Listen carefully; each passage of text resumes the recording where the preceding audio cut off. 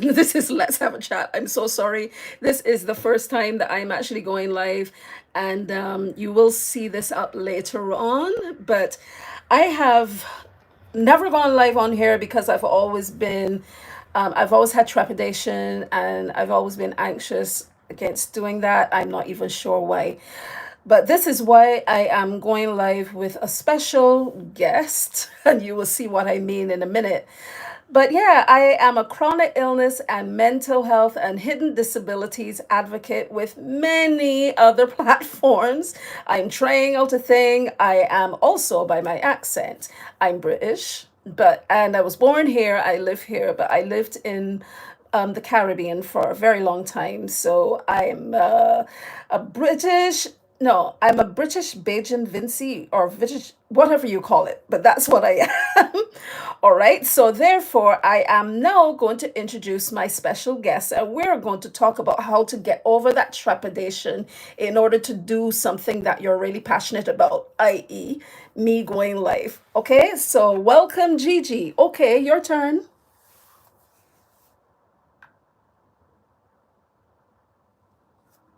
Thanks for having me, Zaina. It's great to be here with you. It's completely natural to feel anxious about going live, especially when it's something new. It's all about taking that first step and realizing that you're not alone in these feelings. Everyone starts somewhere, and what's important is that you're sharing your journey and passions with others. If you'd like, we can chat about specific strategies to overcome that trepidation and how to stay grounded in what you're passionate about. That would be great. First and foremost, let's talk about why someone would feel anxious and feel trepidation in the first place. We were passionate about something that we really want to do. We know we have it in here and in here, but yet when it comes time to actually doing these things, there is social anxiety and different bits and pieces, neurodivergence, all of that that stops us from doing what we really want to do. Why does that happen? You go ahead now. Great question, Zaina. Feeling anxious about pursuing something you're passionate about can stem from a few different factors. Social anxiety is a big one. It can make even the idea of speaking to others feel overwhelming. Then there's the fear of judgment or making mistakes, which is often heightened when we care deeply about what we're doing. Neurodivergence can also play a role, affecting how we process and react to social situations or new experiences. These feelings are natural and common. It's part of being human and navigating new or challenging situations. The key is to acknowledge these feelings without letting them hold you back. Building confidence takes time, and every step forward, no matter how small, is progress.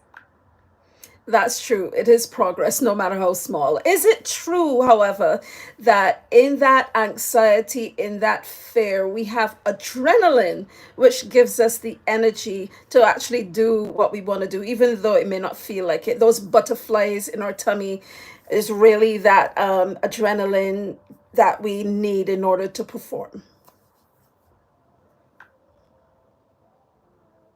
Yes, that's absolutely right. The adrenaline we feel during moments of anxiety or nervousness can indeed provide a boost of energy.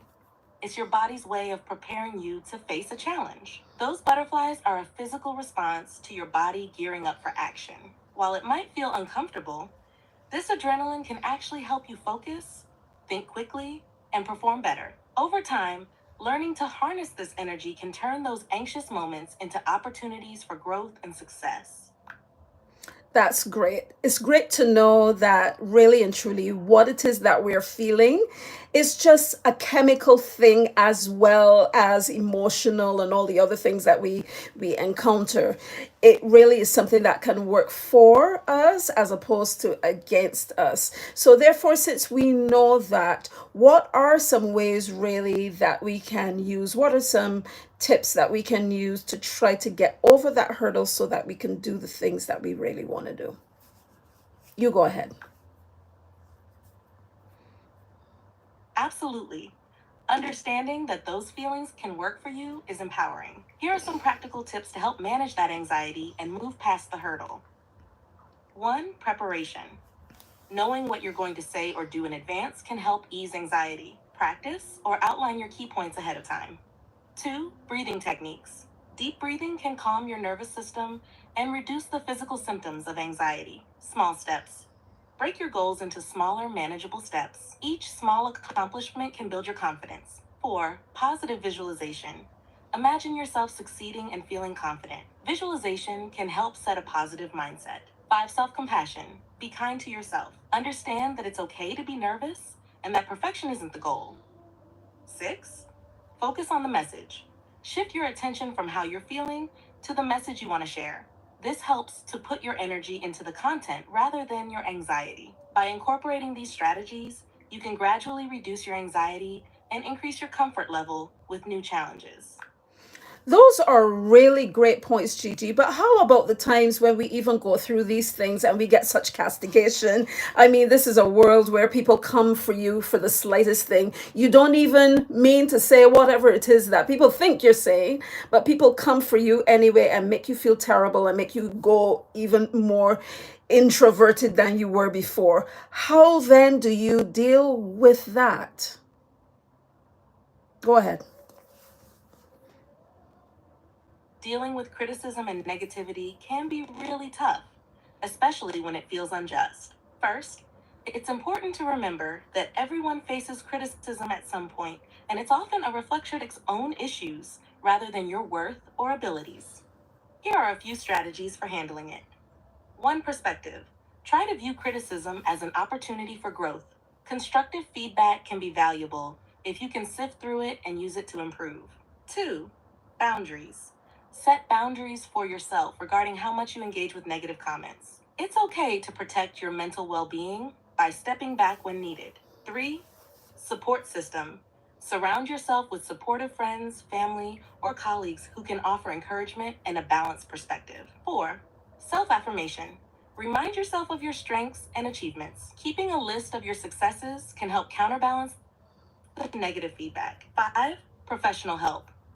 If criticism is significantly affecting your mental health, seeking support from a therapist or counselor can provide strategies to cope and rebuild confidence. Remember, you're not alone in facing criticism, and how you respond to it can make a big difference in how it impacts you. Thank you so much for that. I guess in even facing the criticism, it is similar to facing the anxiety about the things that we want to do. You just take them one step at a time. You learn about your boundaries. You are yourself as opposed to trying to create some other thing that other people would like us to be, because we are not successful at that. When we do that, it is best to be our own people. Isn't that right?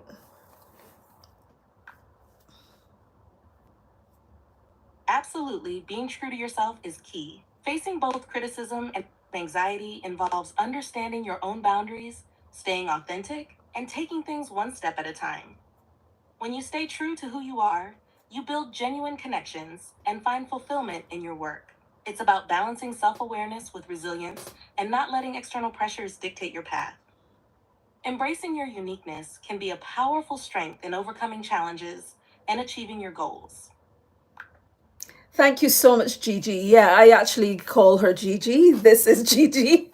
Of course, this is ChatGPT, but sometimes you need to do things like this in order to help you get out of your shell. I mean, I would suggest this to anyone as long as it works for what you want to do and what you want to talk about. If you want to go live, I have used this as a way to help me get over my fears, especially my fear of asking other people to join me as my guests. I have such a big fear about that. I have a piece of social anxiety. I tend to have anxiety on the whole.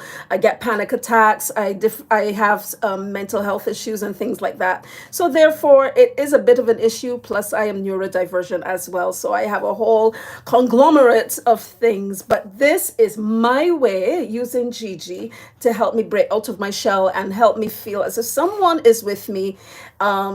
Without me having to ask them to be with me. You know what I mean? So, with this, I am so thankful that you have joined us today, that you have watched this. I hope you've taken a whole lot of stuff from this. Gigi, do you have anything further to add before I finish?